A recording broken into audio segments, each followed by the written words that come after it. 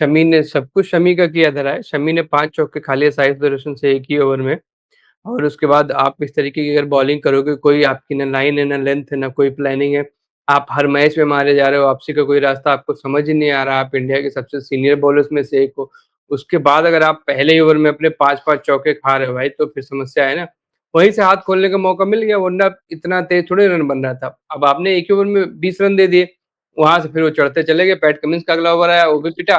उससे पहले जो जयदेव का ओवर था, दूसरा ओवर जो था जयदेव का, वो बहुत शांति से गुजरा था। उसमें शायद एक ही बाउंड्री आई थी, लेकिन फिर मोहम्मद शमी ने जो 2 ओवर में प्रेशर बिल्ड हुआ था, वो तीसरे ओवर में मोहम्मद शमी वाले ओवर में 5 बाउंड्रीज के साथ बराबर हुआ। हाँ, शमी के पहले 2 ओवर में 31 रन आ चुके थे और बिल्कुल भी कहीं से टच में नहीं दिख रहे हैं। और ये इंडिया के लिए बड़ी बुरी बात है, क्योंकि आपको इंग्लैंड में टेस्ट सीरीज खेलनी है, जहाँ पे आपको शमी की बहुत जरूरत पड़ने वाली। लेकिन आपके शमी का ये हाल है कि शमी 4 ओवर भी नहीं फेंक पा रहे हैं। तो पता नहीं फिटनेस का इशू है कि लय नहीं है, जो भी है, लेकिन ये गंभीर समस्या है इंडियन क्रिकेट के लिए। इंडिया इंग्लैंड का टेस्ट हुआ जो, उसमें आप फिर किसको सिलेक्ट करोगे भाई? आपके पास शमी एक बड़े पोटेंट बॉलर माने जाते हैं, बड़े अच्छे बॉलर माने जाते हैं, लेकिन वो एकदम भी टच में नहीं है। आप तो उनको सोचो, हम बीजीटी में खिलाने की मांग कर रहे थे शमी को, वहां गए होते तो और बुरा हाल हो जाता है इनका।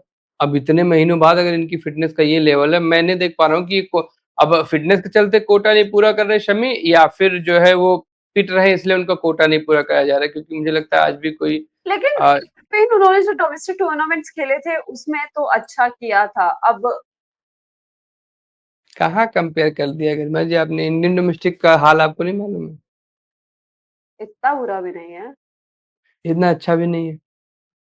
और अगर वहां पे फिट थे, नहीं, अगर वहां पे फिट थे तो यहाँ पे फिटनेस को क्या हो गया? यहाँ तो 3 टुकड़ों में 3 ओवर फेंके ना, उसके बाद भी चौथे ओवर के लायक इनको नहीं माना गया। इसके पीछे एक बड़ा रीजन ये भी है कि ये रन बहुत ज्यादा दे रहे हैं। लेकिन रन दे रहे हैं, उसके बाद आप हर मैच में दिए चले जा रहे हो भाई। आपका एवरेज मुझे लगता है कि आज के मैच के बाद 60 के पार चला गया होगा। बैटिंग में बहुत अच्छा, लेकिन बॉलिंग में बहुत खराब है T20s में। कि आप 60-65 रन देकर एक विकेट ले रहे हो, तो it's not worth it. Shami के साथ प्रॉब्लम है, कुछ गंभीर प्रॉब्लम है। पता नहीं उनकी फिटनेस है, और यार थके थके दिख रहे हैं। मुझे नहीं लग रहा है कि वो 100% अपना दे रहे हैं।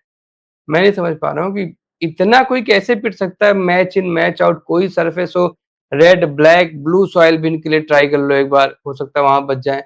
हर जगह पिटे जा रहे हैं, पिटे जा रहे हैं, रन दिए जा रहे हैं, और रन दे के विकेट भी नहीं ले पा रहे हैं। तो ये बड़ी गंभीर समस्या है। आप देखो सिराज भी, ऐसा नहीं कि सिराज बहुत इकोनॉमिकल रहते हैं, लेकिन सिराज आज देखो 2 विकेट लेके चले गए।